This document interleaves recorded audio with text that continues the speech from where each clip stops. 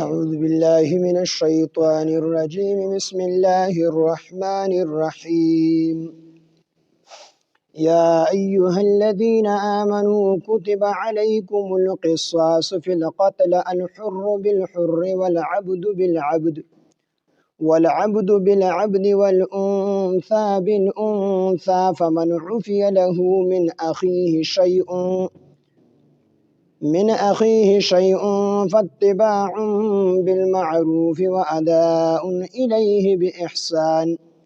ذلك تخفيف من ربكم ورحمة فمن اعتدى بعد ذلك فله عذاب أليم ولكم في القصاص حياة يا أولي الألباب لعلكم تتقون صدق الله العظيم رب اشرح لي صدري ويسر لي أمري واحلل عقدة من لساني يفقهوا قولي إنك أنت العليم الحكيم دی آیات نمبر 179 دویم سپارہ سورہ بقرہ د دین مخکې آیاتونو کې الله پاک جل جلاله اجمالی طور باندې د نیکو اعمالو اصول بیان کړل او مخکې د هغې جزوي تفصیلات ذکر کړي دیته ابواب البر ویل شي په دې کې څه احکام جزوي بیانېږي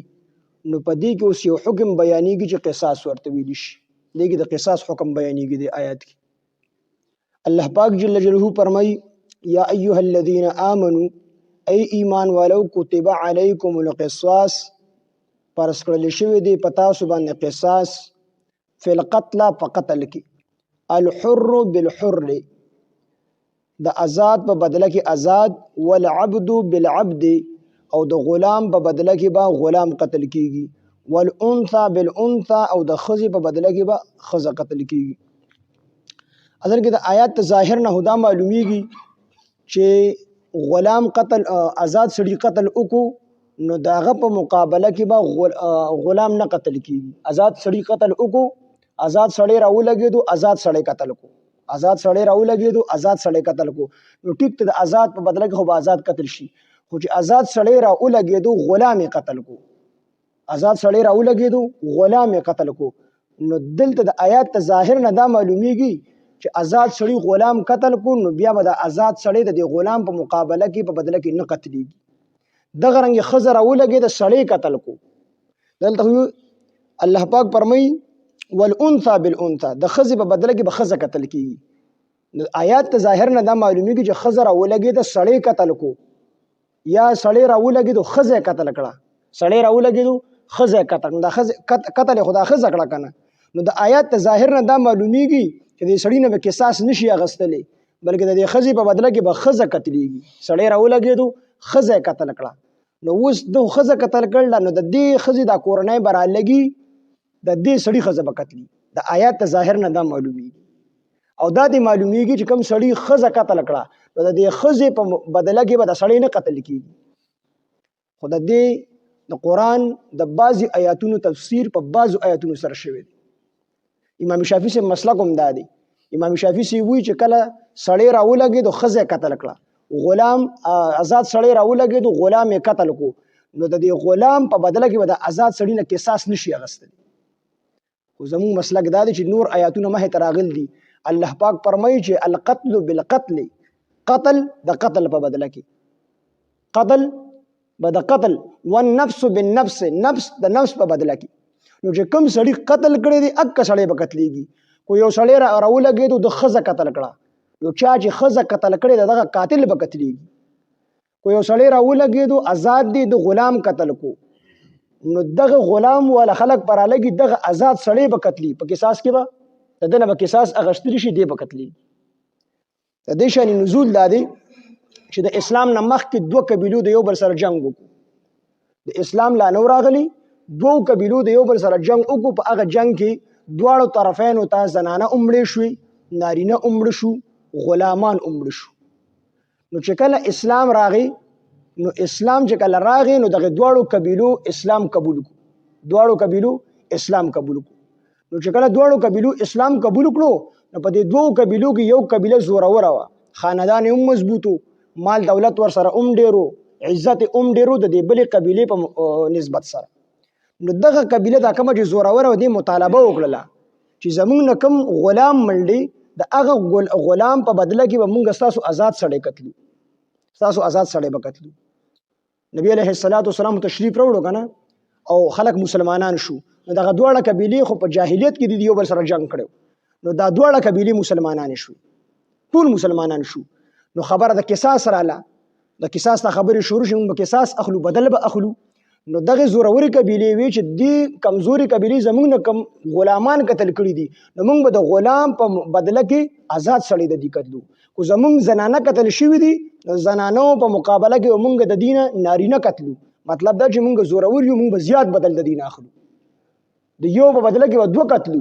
نو الله پاک جل جلاله د دې دغه جاهلانه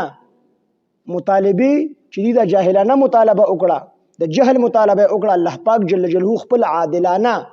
فیصله چې کوم دی راولېږله چې نه د یو په بدله کې به یو قتلېږي، د یو په بدله کې به یو قتلېږي، او د ښځې په بدله کې به ښځه قتلېږي. مطلب دا چې کومې ښځې قتل کړي د دقه ښځه به قتلېږي، چې کوم غلام قتل کړي د دقه غلام به قتلېږي، چې کوم آزاد قتل کړي د دقه آزاد به قتلېږي. قصاص به د هغه نه اخیستلی شي. نو دا هغه خاص واقعیت طرف ته اشاره ده. نو د نورو آیاتونو نه معلومیږي چې او عقل هم دا وي چې کوم سړي قتل کړي د پکار ده چې دې قتل شي. نو کو غلام قتل کړي دی، غلام آزاد سړی قتل کړي دی، یا آزاد سړی را لګېدلی دی غلام یې قتل کړي دی، نو دا مطلب نه دی چې آزاد نه قصاص نشي اخیستلی، د دقې آزاد نه قصاص اخیستلی شي. نو دلته الله پاک جل دا حکم بیاني چې یا ایها الذین آمنوا ای ایمان والو کتب علیکم القصاص، پرس شوی دی په تاسو باندې قصاص. اوس قصاص څه ته ویلی شي؟ د قصاص لغوي معنی ده برابروالی. برابروالی چې یو سړی کم کس مړ کړی دی نو همدغه کس به مړ کېږي، کو په دې کس له چې کوم نقصان کړی دی، کوم زخم یې پکې لګولی دی، نو همدغه عمره زخم به لګي، د دې نه به سیوا نه لګي، د دې نه سیوا بدله به نشي اخیستلی، بلکې برابر بدله به اخیستلی شي. نو که یو کس دی قتل کړی دی نو چې کوم قاتل دی دغه یو قاتل به قتلېږي. نو الله دا د قصاص لغوي معنی ده چې څومره ظلم چې کوم دی یو سړي کړی دی، څومره ظلم، نو دغه عمره بدله به د دې نه اخیستلی شي، د دې نه سیوا بدله به نشي اخیستلی. اوس قتل دا چې کوم دی په 5 قسمه دی. قتل دا په 5 قسمه دی. یو قتل ته ویل شي قتل عمد، قصدن عمدن چې څوک قتل کړي. نو د قتل عمد تعریف دا دی چې په داسې آلې سره قتل شي چې عام طور په هغې سره قتلونه کېږي. امام دغه اختلاف دی. امام ابو حنیفه رحمت الله علیه په نسبت باندې هغه فرمایي چې په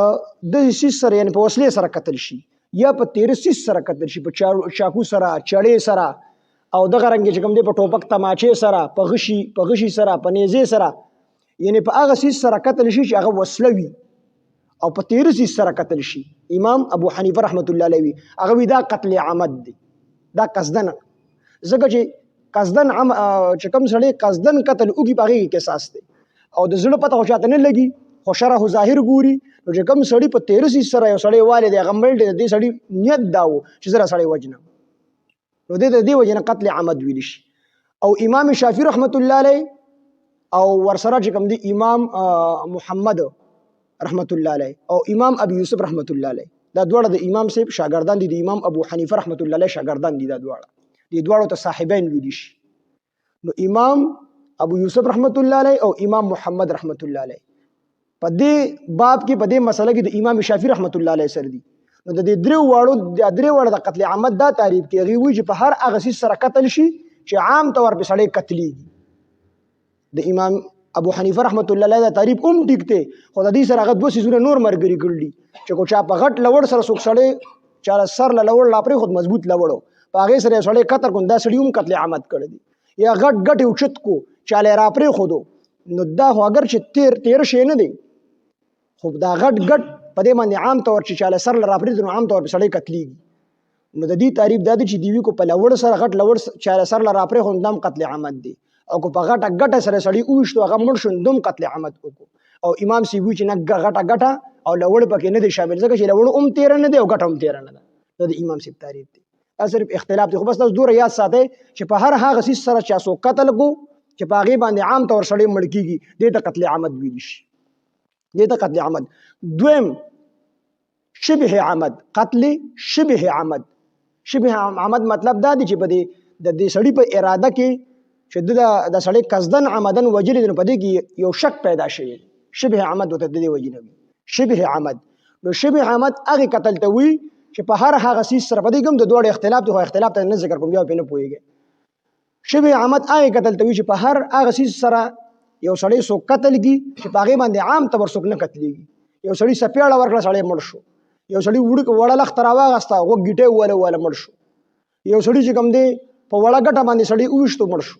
نو په دې خو عام طور څوک نه مړ کېږي، خو د مقرره وه. نو دې ته ویل شي قتل شبه عمد. قتل شبه عمد ورته په دې وجې ویل شي چې په دې کې شبهه پیدا شوې ده، په دې کې شک پیدا شوی دی، ځکه چې د زړه نه خو څوک نه دي خبر، خو ظاهري حال باندې سړی فیصله نشي کولی. په دې بله کې په ظاهري حال باندې فیصله کولی شي چې سړي ټوپک راواغستو، د نیت دا دی چې دې سړی وژني. خو که یو سړي په ګټه باندې سړي وویشته، هغه مړ شو، نو په دې کې څوک دا فیصله نشي کولی چې دا د قصد ته ویشتو که نه په غلطۍ ویشتې، خو د قصد ته دی، خو چې ده پکې د مرګ نیت کړی و که نه یې وکړی، نو دې ته ویل شي شبه عمد. دریم چې کوم دی قتل خطا. قتل خطا، قتل خطا دې ته ویلی شي چې یو سړی ټوپک یې راواغستو او ښکار کې پور ځای کې اوسۍ را راوره ده، دې هغه اوسۍ ولي یا کمتره ولي او دې کې درس شو، سړی وویشتو، ویشتو یې کمتره یا اوسۍ یا بل شي ښکار یا نښه ویشته، خو سړی ولګېدو. یا د پورې لرې چې کوم دی یو سړی ناست دی په ګټه باندې، دوی د اوسۍ ده او ده ورته ښه ټوپک راواغستو چې ویویشتو چې خواله ولټ هغه انسان یې ویشتې، نو قتل خطا یې وکړه. دې ته ویلی شي قتل خطا. بیا د قتل خطا په دوه قسمه باندې ده. یو د قتل خطا فی الفعل وي چې په کار کې د خطا وشي، یو ته قتل خطا فی القصد وي چې په قصد کې د خطا وشي، په اراده کې د خطا وشي. قتل خطا فی الفعل دا ده چې د ټوپک راواغستو، نښه یې ویشته، یا چې کوم دی لرې یو سړی لیدلی دی خو دوی وي چې دا اوسۍ ده، ده به د اوسۍ ګمان وکړو یا د سهارنۍ ګډې ګمان یې پرې وکړو او ده ډز وکړو چې خواله وله ورسېدو، نو سړی ویشته دی، نو د ده نه په دې کار کې خطا شوې ده. یو په قصد او اراده کې د سړي نه خطا وشي. په جنګ کې د مسلمانانو د کافرانو جنګ دی او ده په یو سړي باندې ټوپک راواغستې، دا چې کوم دی کافر دی، او چې ویویشت وروستو پته ولګي چې دا خو مسلمان ویشته دی، نو د ده نه په اراده کې خطا شوې ده، په نیت کې خطا شوې ده، خو د دواړو حکم یو دی. نو دې ته ویل شي قتل خطا. څو شو؟ قتل عمد، قتل شبه عمد، قتل خطا. او دریم جاری مجرى خطا یا قیم مقام خطا. دا هغه قتل ته ویل شي قیم مقام خطا، چې د خطا قیم مقام دی، چې دوه کسان ودي یو پې ور ووړي مړ شي. لکه اکثر زنانو سره ماشوم ودي، نو د شپې زنانه ته پته ونه لګي په ماشوم باندې ور ووړي، هغه ماشوم مړ کړي. دې ته ویل شي جاری مجرى خطا یا قیم مقام خطا. دا د خطا قیم مقام دی. او پنځم قتل بالسبب. قتل بالسبب، قتل بالسبب دې ته ویل شي چې یو سړی د بل چا په ملکیت کې بغیر د هغه د اجازت نه، یو سړی د بل چا په ملکیت کې، مثال په تور دا دنان دی ځمکه ده او زه لاړم، د ما د اجازت نه دی کړی چې دلته کویه وباسم، ما په خپل سمې باندې د دې په ځمکه کې کویه وویستو او څوک را روانو کوی ته پرېوتو، نو دا قتل په ما پسې حسابېږي، اگر چې په حقیقت کې ما نه دی کړی، خو زه د دې قتل سبب جوړ شوی یم، دا کوی ما کړی دی. خو په خپل ملکیت کې وکړو، هغه نه دي، هغه نه، خو د بل په ملکیت کې ما کویه وباسو یا یې پکې غټه ګټه کېښوده او د هغې د وجې څوک مړ شو، خو په شرط ته دی چې ما د مالک نه اجازت نه اخیستلی، نو دا قتل بالسبب دی. اوس د ټولو احکامات واورئ. قتل عمد دا ړومبی چې کوم قسم دی چې په هر هغه څیز سره قتل وکړي چې په هغې عام طور قتلونه کېږي، دې کې په دې قاتل باندې دا قاتل به ګنهګار هم وي، ګناه به هم وي. دویم دا د دې قاتل نه به قصاص اخیستلی شي. د دې حکم دا دی چې دا قاتل به په دې کې قتلیږي، مړ کېږي وبکې. او دویم دا چې دا قاتل به ګنهګار هم وي. ومن یقتل مؤمنا متعمدا فجزاؤه جهنم خالدا وغضب الله. څنګه آیات دی؟ الله پاک فرمایي چې چا قصدن عمدن قتل وکړو، من یقتل مؤمنا متعمدا فجزاؤه جهنم خالدا فيها، نو دا سړی به همیشه په جهنم کې، چې قصدن چا مسلمان قتل کو، دا سړی به همیشه د پر په جهنم کې خالدین فيها، همیشه د پر. د دې آیات علما مختلف توجیهات بیانوي. بعضې علما وی چې دی به همیشه دی به د جهنم نه راوځي. نو د دې مطلب دا دی کوم سړي قتل حلال وګڼو چې دا حلال سیز دی، د یو مسلمان مړ کو او د دې مړ کول یې حلال وګڼل، نو دا خو د یو حرام سیس حلال وګڼو په دې سره د کافر شو، بیا خو ظاهره خبره چې دی به همیشه په جهنم کې. او کنه د دې آیات مطلب دی چې نه مسلمان به نه قتل چې کوم جایز نه دی ګڼل، خو بیا هم خالدین فیها همیشه په جهنم کې. بیا د دې آیات مطلب دا شو چې دی به ډیره زمانه په جهنم کې پاتې کیږي. نو چې الله ورته ډیره وی چې سوره وي چې یو موږ قضا کو او بیا هغه قضا وکوم، خو د دغه په ټیم نه کولو د وجې نه به 2 کروڑه 83 لکه کاله په جهنم کې سوځي. نو دا کمزوري سزا ده د یو موږ. نو چې الله پاک ورته ډیره وي نو دی خو به چې څومره د الله په علم کې څومره زمانه به دی په جهنم کې پاتې کیږي. نو دغه ګناه هم د په دې قاتل باندې او قاتل نه به بدله هم اخیستل شي، قاتل به قصاص کېدلی شي. دویم شبه عمد، په کومه کې چې شبهه پیدا شوې ده چې در قصدن د سړي د قتل نیت کړی دی او که نه دی کړی، شبه عمد ورته وي. نو دغه شبه عمد حکم دا دی چې قاتل ګناهګار هم دی ځکه سړی والی دی، اگر چې دې کې شک پیدا شوی چې د مرګ په نیت والی دی که د والو په نیت والی دی، خو سړی مړ کړی دی نو سړی ګناهګار هم دی. او په دې قاتل باندې به 2 میاشتې متواتر به دا قاتل روجي نیسي، 2 میاشتې متواتر چټي وبکې نه کوي، دا به دې روجي نیسي. او د دې چې کومه قبیله ده نو هغه به دیت ورکوي، مقتول وارثانو نه به دیت ورکوي، قصاص پکې نشته دی. دا سړی به کې قتلیږي نه په دغه قتل کې، په دې 2م نمبر قتل کې به سړی قتلیږي نه. خو 3 خبرې به پکې راځي، دا قاتل به ګناهګار هم وي، دویم دا قاتل به 2 میاشتې روجي هم نیسي متواتر، او درېیمه دا چې د قاتل کومه قبیله ده نو دا به دیت ورکوي د مقتول دی وارثانو له. اوس دیت څه څیز دی خبره به لږ اوږدي او خیر ته کې لږ تفصیل دی. دیت چې کوم دی د یو خون بخا د 100 اوښان دي، 100 اوښان به ورکوي، یا دی به 1000 دینار ورکوي، دینار د سرو زرو 1000 دینار به ورکوي، او یا به 10,000 درهم ورکوي. درهم دا د سپینو زری، او یو درهم تقریبا 3.5 ماسې ته جوړیږي، 3.5 ماسې، نو دا یو درهم مقدار دی. نو یا به دې چې کوم دی کو په دینارونو سره ورکوي د دینارونو په حساب سره نو 1000 دینار به ورکوي، او که د اوښانو په اعتبار سره ورکوي نو 100 اوښان به ورکوي، او که د درهمو په اعتبار سره ورکوي نو 10,000 درهم به ورکوي، 10,000 درهم به دې د خون بخا قیمت ورکوي، یعنی دیت به ورکوي. نو دا د شبه عمد حکم دی. دریم یو شبه دغه شو، قتل عمد شو، یو شبه عمد شو، یو قتل خطا شو. نو قتل خطا کې ګناه خو به دې سړي باندې نشته دی، ګناه پې نشته دی، خو په ده باندې دیت دی، دا چې کوم قبیله ده دا به دیت ورکوي. او دویم دا چې سړی به متواتر 2 میاشتې روجي نیسي. په قتل خطا کې دواړه قسمه کو، خطا فی الفعل او خطا فی القصد. خو بیا هم خلک وی علما وی چې د باندې دا دیت راغی دا کفاره پې راله،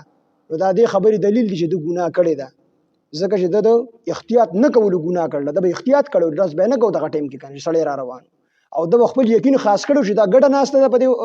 ګډ باندې او انسان دی، نو بیا هم وی دا کفاره د دې خبرې دلیل دی چې د نه ګناه شوی. نو په دې سړي باندې بس راځي قتل خطا کې دا سړی به چې کوم دی د چې کومه قافله ده دا قبیله ده هغه به دیت ورکوي، او دا سړی دی به 2 میاشتې متواتر روجي نیسي. او قتل به سبب چې کوم سړی کوی کنهسته د بل چا په ملکیت کې هغه څوک وغورځېدو نو دی به صرف د باندې کفاره نشته دی، د باندې کفاره نشته دی، دی به صرف دیت ورکوي، دی به صرف دیت ورکوي. او دا جاری مجرا خطا چې د کومه زنانه چې په خپل ماشوم باندې وروړي، یا 2 مرګي پراته دي، یو وړوکی دی بل لوی دی، د لوی سړي د ماشوم قتل کو په خوب کې په غلطۍ باندې پر وروړي د ماشوم مړ شو، نو د باندې دیت دی او چې کوم دی کفاره ده، 2 میاشتې روژې بنیسي، دا کفاره ده. او دیت دا دی چې یا به سلوخان ورکوي، یا به چې کوم دی 1000 دینار ورکوي، یا به 10,000 درهم ورکوي. خو که بالفرض مثال یو سړی دی د هغه 2 زامن دي، او د دې 2 زامنو پلار چا مړ کو، د دې 2 زامنو پلار چا مړ کو، او په قتل عمد سره مړ کو، مطلب قصدن مړ کو، او په هغه عالی سره مړ کو چې عام طور په قتلونه کیږي، نو دا دواړه زامن دې ته د قصاص حق حاصل دی چې دې د خپل پلار بدل واخلي. خدا بدل ودی په خپل نه لګوره، دا ټول علما د اجماع د امت په دې باندې ده چې دا کسان په خپل قصاص نشي غسته، بلکې حکومت وقت په ذریعہ سره به دې قصاص اخلي، دې د حق حاصل دی، دا حق وته حاصل دې قصاص والی. خو په دې 2 ورونو کې یو کس تا قاتل ماپ کو چې ارزه د خپل پلار بدل نه لمزه دا قاتل ماپ کوم، نو کو دی یو رور چې کوم دی دا قاتل ماف کو نو دا بل رور دی بیا قصاص نشي اغسته. ولی دا قصاص چې و دا بدل دا خو د دواړو رونو حق کنه. نو یو رور خپل حق ماف کو نو دی صرف د نیم حق مالک شو. نو قصاص کې خو نیموالی نه کېږي، داسې ونشي کېږي چې دا کس نیم قتل کما نیم به پرېږدم. په قصاص کې نیموالی نه کېږي، د دې وجې نه دا قاتل د قصاص نه خلاص شو. خو څه راغی په ده باندې دیت راغی او نیم دیت پرې راغی 50 اوښان یا 1500 دیناره یا 15000 درهمه. دا به د یو کس له ورکړي دا بل خو معاف کړو. نو د قاتل له قتل نه خلاص شو. دغه رنګې د دغې دواړو رونه چې کوم دی پلار یې وژلي دي نو دوی ورسره روغه وکړه په پیسو باندې، نو بیا هم د سړی د قصاص نه خلاص شو. دا سړی د قصاص نه خلاص شو. نو دغه رنګې کو خدا قصاص چې دی دا حق ته دی د وارثانو دی. او بیا د مقتول چې کوم وارثان دي، کوم سړی چې مړ شوی دی د ده چې کوم بچي دي، نو د دې مثال په طور یو کس راولګېد بل کس یې مړ کو، نو په شبه عمد سره یې مړ کو یا په قتل عمد سره مړ کو، په قتل عمد سره یې مړ کو، خو دوی ورسره د یو کس پکې خپل دغه معاف کو، خپل حصه معاف کړ چې زه د نه قصاص نه اخلم. نو بیا به دا نیم مال دا نیم دیت دا به یو ته میلاویږي. او کنه ډېر کسانی لس زامنې دي 15 زامنې دي نو هغې کې یو کس معاف کو، نو بیا به هم د یو حصه به نه میلاویږي، دا نور دیت به دي په خپلو کې تقسیمي. یا دی ټولو معاف نه کو خو دیت دي ته میلاو شو، دیت ورته میلاو شو، 100 اوښان میلاو شو، 10,000 درهمه میلاو شو، 100 دیناره میلاو شو. نو په دې صورت کې به دا به څنګه تقسیمیږي؟ د دې سړي چې کوم حقیقي وارثان دي نو په هغه حساب سره به تقسیمیږي، په کوم حساب سره چې جایداد تقسیمیږي. پلار مړ شي د دې چې څومره ترکه میراث پاتې شو نو دا به بچي چې کوم دی تقسیمي، لور به پکې هم وي، زوی به پکې هم وي، بعضې وختونو کې نور کسان چې کوم دی ډېر شي څه پکې کم شي، خو په هغه حساب سره به د دیت هم تقسیمي. دا داسې دی لکه د ده پلار نه چې جایداد پاتې شو په دغه حساب سره به دا تقسیمي. نو دې کې الله پاک جل دغه حکم بیاني، یا ایها الذین آمنوا ای مؤمنانو کتبا فرض کړل شوی دی علیکم پتا سو باندې القصاص قصاص فی القتل فقتل کې، الحر بالحر حر د حر په بدله کې، آزاد د آزاد په بدله کې، والعبد بالعبد غلام د غلام په بدله کې، والانثى بالانثى او خزه د خزه په بدله کې. فمن عفیا پس ها سوکو عفیا چې ماب کی لهودتا من اخیه، عفیه چې معافیو کی لهودتا من اخیه د خپل رورنا، شیء سسیز پس ها سوک عفیا چې معافی اکړی شي، چې معافی اکړی شي، هغه څوک عفیا چې معافی اکړی شي لهودتا د قاتل ته، من اخیه د خپل رور د طرف نه، د قاتل ته معافی اکړی شي د خپل رور د طرف نه، یعنی د قاتل چې کوم ورثاوي د هغې د طرف نه. مسلمانان خپلو کې ټول رونه دي، نو د خپل رور ځکه یاد کړو چې مسلمانان ټول د یوې کلمې رونه دي. من اخیه د خپل رور نه، شیء د سیز نو فتباع مطالبه کول فکار دی بالمعروف د دستور مطابق، و اداء او ادا کول پکار دی الیه دتا باحسان په نیکۍ سره. نو کله چې دا دیت پې راشي دیتو نو فتباع نو مطالبه کول پکار دی بالمعروف د دستور مطابق. نو دلته کې خبره دا ده چې کله په ده باندې دیت راغی، دیت په کس باندې دیت په شبه عمد کې راغی، په قتل خطا کې راغی، په دې سړي باندې دیت راغی، پلار یې مړ دی، پلار یې وله مړ کړی دی، نو دی د قاتل نه به دیت اخلي، دیت په ده باندې راغی. نو دی چې کله د قاتل نه دیت اخلي که نه نو دی به په 3 کالو کې دیت اخلي. دا مقتول د وارثان به داسې نه وي چې په دې ځای مال دا پیسې راوکاږي، په دې ځای به مال دا پیسې راوکاږي، بلکې دستور مطابق 3 کاله میاد دي، په 3 کالو کې به دی دا پیسې د اوښان د دینارونه د درهمونه پوره کوي. نو دی به داسې نه کوي چې په دې ځای به یې راوکاږي، نو د طرفه دا نیکي ده، دا د دستور مطابق دی. او دا مقتول به داسې نه کوي چې د ده کوم حق مقرر دی حق به پوره هم ورکوي او ټال مټول به نه کړي، دی ورپسې کړي هم نه شي، مړه بس اوبه شي او ورګه وروسته به دله درکړم بیا به درکړم، نه چې کوم نیټه مقرر ده نو هغه نیټه چې کومه دوی مقرر کړله 3 کاله، نو د 3 کاله کې به دی دا حق چې کوم دی واپس کوي، یا د دې نه مخکې دي خپلو کې اپس کې روغه وکړله، په روغه کې دا خبره مقرر شوله چې میاشت کې به دا پیسې راکوي، 2 میاشتې کې به راکوي، خو وخت په دله ورکوي، نو دواړه به د یو بل سره نیکي کوي. فتباع مطالبه کول فکار دی بالمعروف د دستور مطابق، و اداء او د بل ادا کول پکار دي د قاتل له ادا کول پکار دي الیه د طرف ته باحسان پنیکه سره چې دی بس اون کړي د په حق کې کمیونه کې ټال مټول پکې ونګي ذالک نو دا کم د دیت ته حکم شه دی ذالک د دیت ته حکم تخفیف دا کمی دی د سپکوالی دی من ربکم تاسو د رب د طرفنا ورحمت او رحمت دی دا رحمت دی د الله د طرفنا چې ګوره دوره کمی د تراوس چې دیت ورکا نو د قتل نه اخلاص کړي د الله طرف رحمت دی فمن عدد فسوق زیاتیو کی بعد ذلك ورستو د دینه فله دا غدا پر عذاب علیم عذاب دردناک دی چې دی روغه وکړه یا دیت واغه سو دغه نه ورستو بیا د خپل دشمن بعض خلک کوي دسی روغه اوږي پیسې پکې هم وړي ارسو کی دغه نه ورستو بیا ټوپک راولي بل جز خو کوم نه بي فکر ګرځي ما روغه کړی د قرآن په فیصله کړی دا او دې هغه ته پاک تشي ا دې ټوپک راولي هغه الله وی فله در پر عذاب علیم دردناک عذاب دی دې شړی د پاره نو یو او امام شافعی رحم الله لګل دي دغه تفسیر جلالین والا چې دنیا کې دره پر قتل دي په قتلېږي په دې کې ځکه د روغ د پاسه بیا چې کم دی قتل وکړو نو دې په قتلېږي د دې په بدله کې او په آخرت کې ولا درناک عذاب دی ولکم استاسو د فار فی القصاص په قصاص کې حیات ژوند دی الله وی په دې قصاص بدله کې سوز د پاره ژوند دی او ښکاری پکې مرګ ښکاری پکې مر الله وی دې کې ژوند دی ژوند پکې دی وجه نه دی چې یو کس چا قتل کو کنه حکومت قتل کو چا قتل کو هغه قاتل راوستو او د نوګه د ګرون ته مثال په تور راوستو او اعلان وکړو چې پلان کې روز باندې به قصاص ورکول کیږي د کسته ته بدله ورکول کیږي د دې دیو پانشي کیږي دیو قصاص کیږي او ټول خلک راځي نو چې ټول خلک لړ شي او د ټول مخ کې د نصر وي نو دا یو کس قتل شو نور ټول ته ژوند میلاو شو تر 500 شپېتو کالو پورې بیا څوک جرأت اونګي چې قتل وکړي نو الله وسوس د بار په دې قصاص کې ژوند دی په دې کې امن دی ولکم استاذ دفار فی القصاص فقصاص کې حیات ژوند یا اول الالباب اذا قل حوندان لعلکم د بار دې تتقون چې تاسو بچ شئ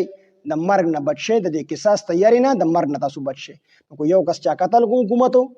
فوج اسلامی حکومت یې بیا قتلېږي نو بیا په بل څوک مرګ نشي کولی یا ایها الذین ایمان والو کتب فرض کړی شوی دی علیکم پتا سو باندې القصاص قصاص فی القتل فقتل الحر بالحر د حر په بدله کې به حر وي والعبد بالعبد او عبد یعنی غلام بالعبد بدله د غلام کې والانثى او خذا بالانثى او بدله د خذا کې فمن عفیا پس ها سوک چې ماف کړی فمن پس ها سوک عفیا چې معافي وکړي شي چې معاف کړلی شي له هغه ته من چې معافي وکړلی شي عفیه دا مجهول لی عفیه چې معافي وکړي شي له هغه ته من اخیه د هغه د رور د طرف نه شیء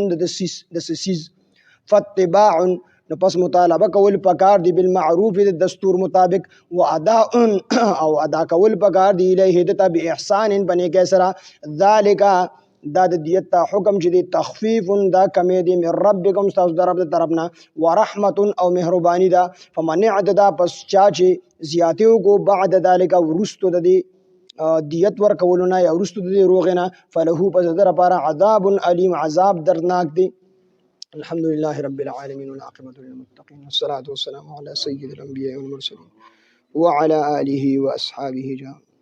الہ العالمین زمون رازش دوی واړه ټول ګناهونه معاف کړي الہ العالمین سمره کمی کوتاهی زمون شي مون ته معاف کړي مون ټول د قرآن فهم د قرآن فوه راکړي الله خاتمه زمون د ټول به خیر او بالایمان کې په وخت ځن کړه د زړه په صدق سره په جبه زمون دا کلمه چالو کې لا اله الا الله محمد رسول